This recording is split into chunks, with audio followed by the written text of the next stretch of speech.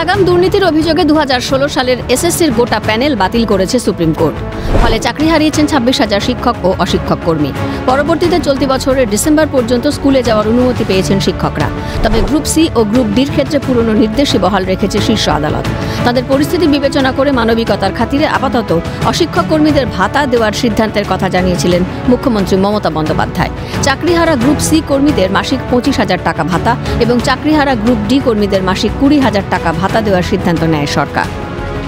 গত 15/5/2025 রাজ্য সরকার একটি নোটিফিকেশন ইস্যু করে জানান যে গ্রুপ ডি এসএসসির যারা চাকুরিহারা রয়েছেন গ্রুপ ডি এবং গ্রুপ সি কর্মীদের 25,000 এবং 20,000 টাকা করে ভাতা দেওয়া হবে একটি স্কিম তৈরি করে। এবং ওই নোটিফিকেশনকেই চ্যালেঞ্জ করে কলকাতা হাইকোর্টে মামলা রুজু করেন চাকুরি প্রার্থীরা। তাদের দাবি, যদি এই চাকরি প্রার্থীদের ক্ষেত্রে এরা টাকা পায় তাহলে চাকরি প্রার্থীরা কেন পাবেন না, এই প্রশ্ন। দ্বিতীয়ত বলা হয়েছিল এই নোটিফিকেশন অনৈতিক, সেই কারণে এটার ওপর অন্তর্বর্তী স্থগিতাদেশ জারি করা হোক অথবা এই নোটিফিকেশন বাতিল করা হোক। সেই আবেদন নিয়ে দুটি মামলা রুজু হয়। দুটি মামলায় শোনেন বিচারপতি অমৃতা সিনহার সিঙ্গল বেঞ্চ। এবং সেই শুনানির সময় বিচারপতি প্রশ্ন তুলেছিলেন, রাজ্য এই টাকা দিচ্ছে কিভাবে। এই সিদ্ধান্তকে বেআইনি দাবি করে কলকাতা হাইকোর্টে দায়ের হয় মামলা। শুক্রবার সেই মামলায় রাজ্যের নির্দেশিকায় অন্তর্বর্তী স্থগিতাদেশ দিলেন বিচারপতি অমৃতা সিনহা। তার প্রশ্ন, যেখানে দুর্নীতির অভিযোগে চাকরি গিয়েছে সেখানে কিসের ভিত্তিতে কেন বাড়িতে বসে টাকা পাবেন চাকরিহারা অশিক্ষক কর্মীরা? বিচারপতি অমৃতা সিনহা বলেন, টাকার পরিমাণ 25,000 এবং 20,000 হলো কেন? কিসের ভিত্তিতে এই অঙ্ক নির্ধারণ করলেন? রাজ্যের উদ্দেশ্যে বিচারপতির প্রশ্ন, সুপ্রিম কোর্টের রায়ের পরে কোনো রকম আলোচনা বা স্ক্রুটিনি ছাড়াই কেন তড়িঘড়ি এই ভাতা দেওয়ার সিদ্ধান্ত নেওয়া হলো? এরপরই বিচারপতি আগামী 26শে সেপ্টেম্বর পর্যন্ত রাজ্যের নির্দেশিকায় স্থগিতাদেশ জারি করেন। আগামী 4 সপ্তাহের মধ্যে রাজ্যকে এ বিষয়ে হলফনামা পেশ করতে হবে। আগামী 4 সপ্তাহের মধ্যে হলফনামা জমা দেবে রাজ্য, আর তার পাল্টা হলফনামা জমা দেবে 6 সপ্তাহ পর আবেদনকারী পক্ষ, এবং তারপরে মামলার শুনানির দিনক্ষণ রাখা হবে। আবেদনকারীর আইনজীবী ফিরদৌস শামীম বলেন, এভাবে কাউকে টাকা দেওয়া যায় না, গোটা সিদ্ধান্তটাই বেআইনি। বিচারপতি অন্তর্বর্তী স্থগিতাদেশ দিয়েছেন। আমরা যারা বঞ্চিত চাকরি প্রার্থী তারা বঞ্চিত হলাম এতদিন ধরে।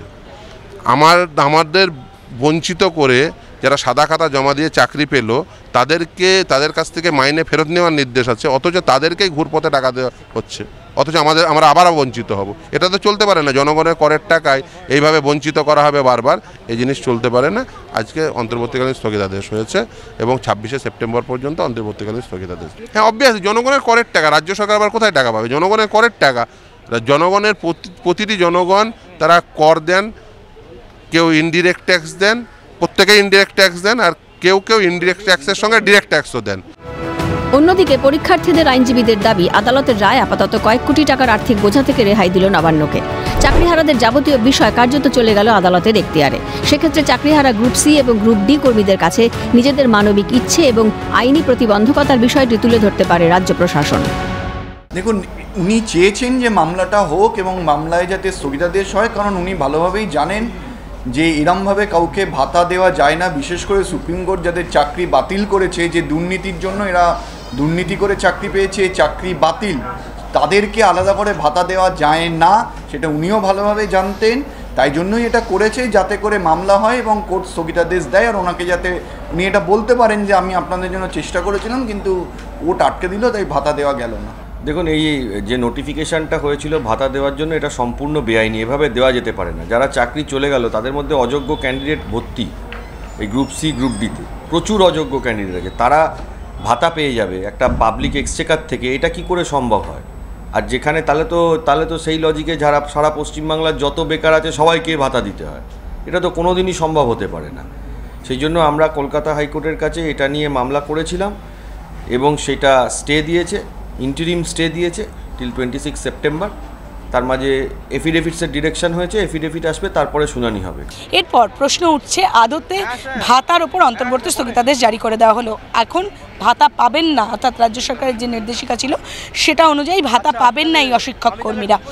আর কোথায় দাঁড়িয়ে রয়েছে রাজ্যের এই পরিস্থিতি, কেন ভাতা দিয়ে মুখ বন্ধ করে দেওয়া হচ্ছে, এই নিয়ে প্রশ্ন তুলেছেন আবেদনকারী আইনজীবী। ক্যামেরায় গোপাল তপাদারের সাথে অভিরূপা হাজরা, ক্যালকাটা নিউজ।